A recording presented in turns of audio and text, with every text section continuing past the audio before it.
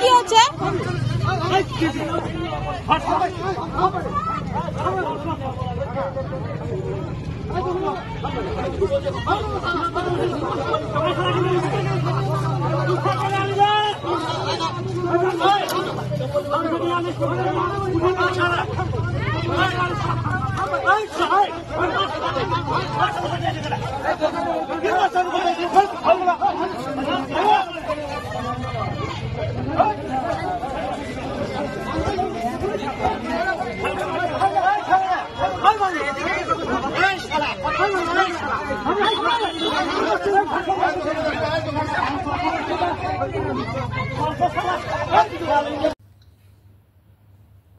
আমাদের চ্যানেলের শ্রোতা ও দর্শক বন্ধুরা, যে ভিডিওটি আপনারা দেখলেন সেটা টিএমসির এক নেতা দলবল নিয়ে বিজেপির এক নেতাকে বেদম প্রহার করছে তার ভিডিও।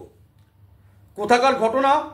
মালদা জেলার আলাল অঞ্চলের উপপ্রধান ফারুক হোসেন, সে ও তার গুন্ডা বাহিনী মিলে বিনা কারণে বেধড়ক মারধর করছে কাকে না? বিষ্ণু মহলদারকে। সে কে? ওই অঞ্চলের মালঞ্চ বুথের বিজেপির সভাপতি। এবার দেখুন, মারধর করছে ভর সন্ধ্যাবেলা বহু লোকের সামনে।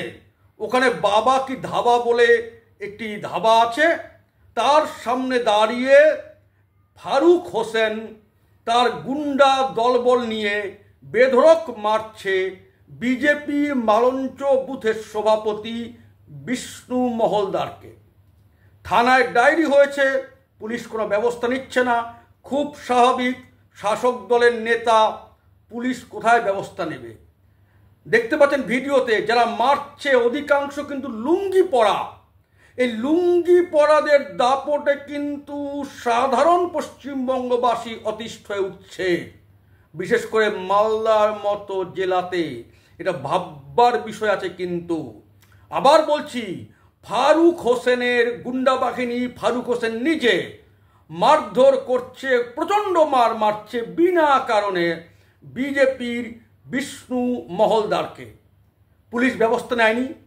আরও দুঃখের বিষয়, বিজেপির কোনো নেতাও কিন্তু উপরের নেতা সেই অর্থে তার সঙ্গে যোগাযোগ করে বিষয়টি নিয়ে কড়া ব্যবস্থার আশ্বাস দেয়নি।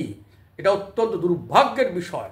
আমরা চাই ফারুক হোসেনের বিরুদ্ধে দ্রুত আইন অনুযায়ী ব্যবস্থা হোক।